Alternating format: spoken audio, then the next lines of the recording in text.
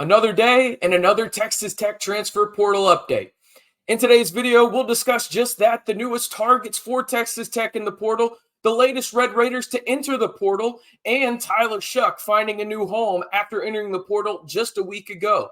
Also in today's video, we'll discuss why there's no need to panic whatsoever or have concern at that matter in terms of how many Red Raiders have entered the transfer portal.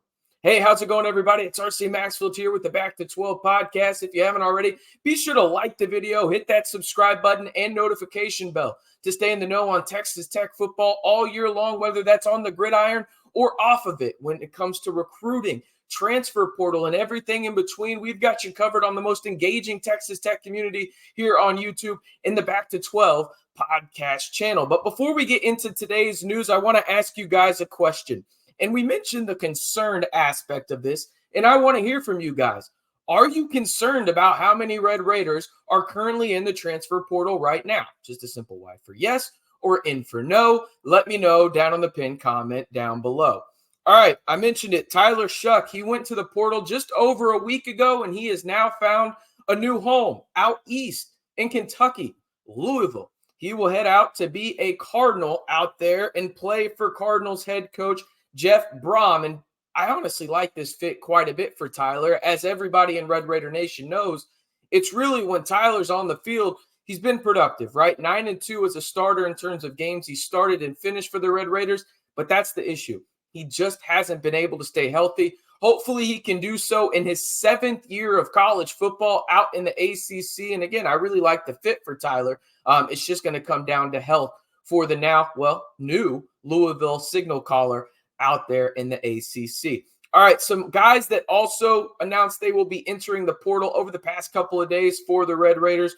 We've got wide receiver Tyler TK King. He will enter the portal, one of the fastest receivers in that group. He will have 4 years of eligibility left after redshirting this 1 year at Texas Tech. You've also got Nate Floyd, the DB, an offensive lineman, and Seth Martin entering the portal, and then punter Brooke Honor, which funny enough, the punter aspect of things, Texas Tech doesn't have a punter on the 2024 roster now, which is a little interesting, but I digress just a bit. It was also cool, though, if y'all missed it yesterday, on Texas Tech social media, Joey McGuire and the football team, they posted a video about Gino Garcia, the kicker for Texas Tech, and wide receiver Jordan Brown. They're on scholarship now. Those are some of my favorite videos when it comes to social teams posting them on any football team social media. It's always cool to see those guys get recognition and really get something that they've worked really, really hard for. So if you're excited about that for Gino and Jordan getting on scholarship, be sure to like the video down below. Let's jump into these portal targets for Texas Tech, though, in terms of who Texas Tech could potentially land or has offered a scholarship to over the past couple of days. The most wild one in terms of a guy that's going to be on campus here pretty soon for Texas Tech is Washington State wide receiver Josh Kelly. The grad transfer finished with 61 catches, 923 yards, and 8 touchdowns a season ago up in Pullman for the Cougars, right? He has already visited Notre Dame, but has an official visit set up to go out to the 806 on December 11th through the 13th. He is ranked as the number 11th overall wide receiver in the transfer portal, according to On3 Sports. Listen, my take in all of this is simple and plain. He would be an absolutely phenomenal addition to the wide receiver room for Texas Tech, specifically opposite of Micah Hudson. I love what Josh Kelly does, and there's going to be some people that go out there and say when they watch his film, and we might do a film breakdown once his official visit becomes a little bit closer. It'll be this time next week. I really like what he offers. I think him opposite of Coy Aiken with Micah Hudson maybe in the slot. Yeah, Dre McCray in there as well. Maybe Cameron Valdez in the backfield. Whatever it is, whatever personnel you want to run, I really like the potential and the look of Josh Kelly in the Red Raider offense. All right, let's move on to the offensive line. We've got in Montana State and one of the best FCS offensive linemen and a Texas native that the Red Raiders have targeted. And excuse me if I butcher his name. I tried to get it down, but here we go. Montana State offensive lineman Omar Agbianu. Okay, he is 6'3", 308 pounds, an offensive guard from Katy, Texas, right? Katy High School. He is ranked as the #1 offensive lineman, regardless of position, according to PFF, in the FCS ranks. He has 2 years of eligibility left, and he is a hot commodity right now in the transfer portal. He already has offers from the Power 5 level from BYU, UCF, Boston College, and Arizona State. Omar is an instant potential plug-and-play guy for Texas Tech at the guard spot. He is a guy that I have watched a little bit of his film, the film you can find online, and he is a guy that absolutely is great in run blocking and really solid in pass pro. He is a guy that helped Montana State have the second best rushing attack at the FCS level. And now I know there's going to be some skeptics in the comments saying, RC, why do they continue to go after these lower level offensive linemen? There's guys that, are transferring from Alabama, Texas A&M, whatever it may be. Listen, Texas Tech has pinpointed guys that they like for specific skill sets at different positions. Perfect example is Alex Lyons, the guy that just committed from Garden City Community College. He is going to be the Henry Teeter replacement, a guy that is going to be an inline blocker at the tight end position, right? A guy that can go back and be a fullback for the Red Raiders that also has solid hands out in the flat and can run a couple of routes in the route tree. When you look at Omar, he's a guy that he's plug and play for virtually every Power 5 level team right now. And I think there could be a potential motive for him to get back to the Lone Star State. Again, Katy, Texas native, Katy High School. He was one of the best players in that district during his time in high school down in Katy. 2 years of eligibility left. Can Texas Tech have the inside track to get the native Texan back to the Lone Star State? He's a top priority for the Red Raiders currently in the transfer portal. Another guy that Texas Tech has recently reached out to over the past 24 hours is Syracuse linebacker Leon Lowry Jr. Stop me if you've heard this before.